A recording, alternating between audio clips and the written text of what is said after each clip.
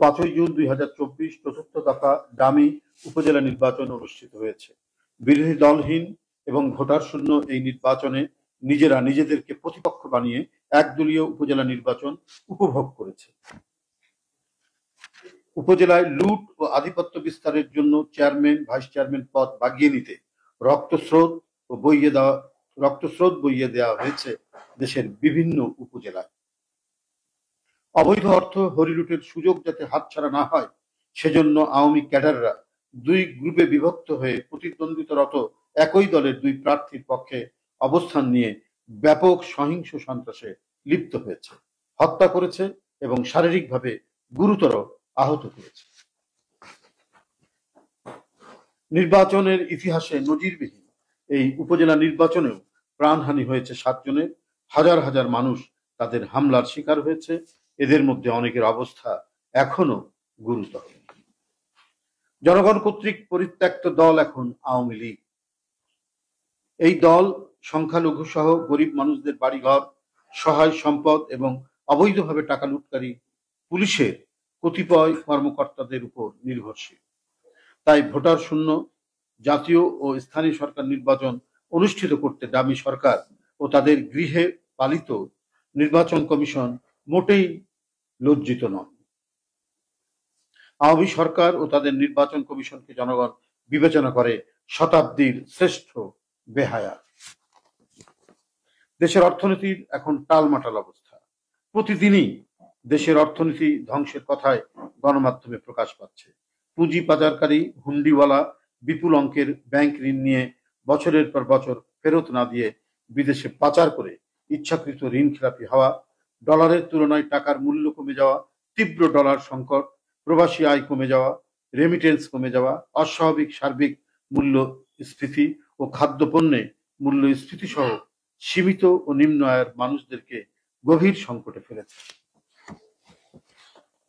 ক্ষমতা ঘনিষ্ঠ গোষ্ঠীকে ব্যাংক থেকে অন্যায় সুবিধা দেওয়ার কারণে ব্যাংকগুলো এখন মুখ থুবড়ে পড়েছে এবং লক্ষ হাজার কোটি টাকা ব্যাংক থেকে আত্মসাৎ করে স্বেচ্ছায় ঋণ খিলাপি সেজেছেন সেই সমস্ত ক্ষমতা ঘনিষ্ঠ ব্যক্তিরা।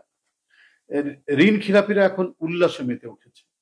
ব্যাংকে গচ্ছিত অর্থ থেকে তার প্রয়োজনীয় টাকা ঈদের প্রাক্কালে তুলতে পারছেন না বলে ব্যাংকের সাধারণ গ্রাহকরা মাথা কুটছেন।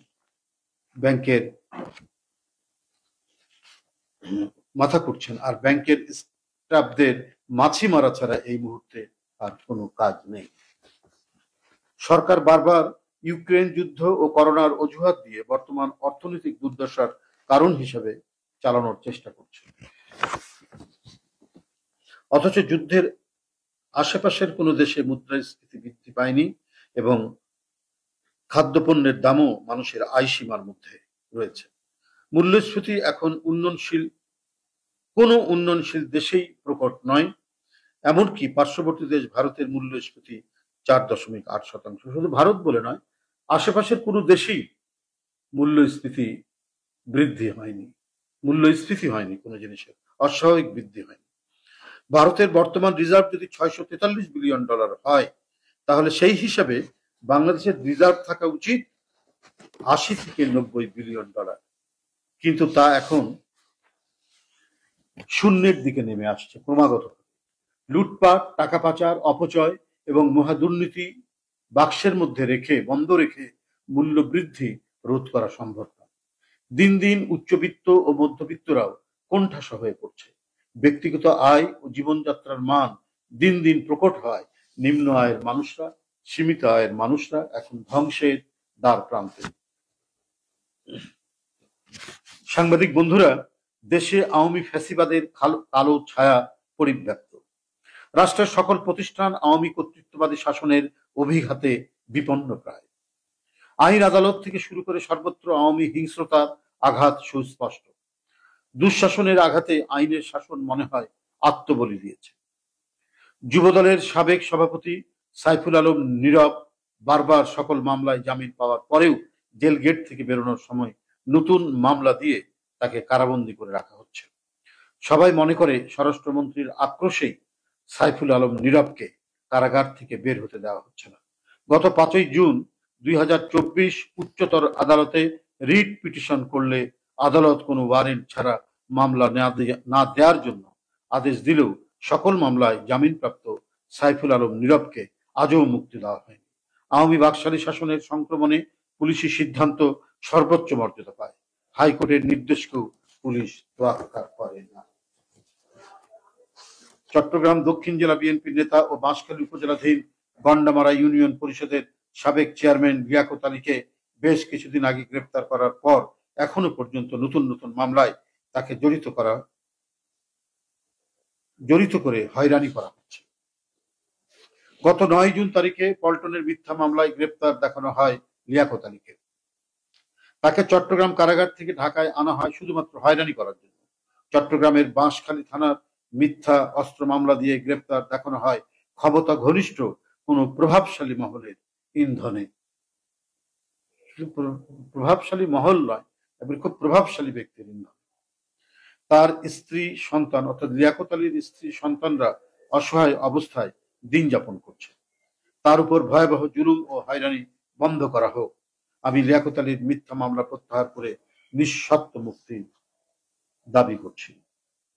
কেন্দ্রীয় ছাত্রদলের সাবেক যুগ্ম সাধারণ সম্পাদক ও গত ডাকসু নির্বাচনে ছাত্রদলের মনোনীত ভিপি প্রার্থী মুস্তাফিজুর রহমানকে গত 28শে মে 2024 তারিখ রাতে কল্যাণপুর থেকে সাদা পোশাকধারী আইন শৃঙ্খলা বাহিনীর লোকেরা তুলে নিয়ে গিয়ে কয়েকদিন গুম করে রাখার পর আদালতে সোপর্দ করে।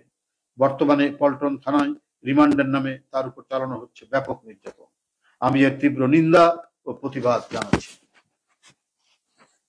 গত 5ই জুন 2024 তারিখ হবিগঞ্জ জেলা যুবদলের আহ্বায়ক জালাল আহমেদ, চুনারঘাট উপজেলা যুবদলের সদস্য সচিব মোহাম্মদ লুৎফর রহমান জালাল, শায়েস্তাগঞ্জ উপজেলা যুবদলের নেতা মোহাম্মদ আনু মিয়া, মোহাম্মদ ফুল মিয়া, চুনারঘাট উপজেলা যুবদলের সদস্য মোহাম্মদ ওয়াহিদ মিয়া, সাদ্দাম মিয়া, মোহাম্মদ রুবেল, মোহাম্মদ জিতু মিয়া ও মোহাম্মদ ইউনুস মিয়া সহ মোট 23 জন নেতাকর্মী আইনের প্রতি শ্রদ্ধাশীল হয়ে একটি সাইবার ক্রাইম ট্রাইব্যুনাল মিথ্যা মামলায় আদালতে জামিন চাইতে গেলে সরকারের আজ্ঞাবহ আদালত তাদের জামিন নামঞ্জুর করে কারাগারে প্রেরণ করে।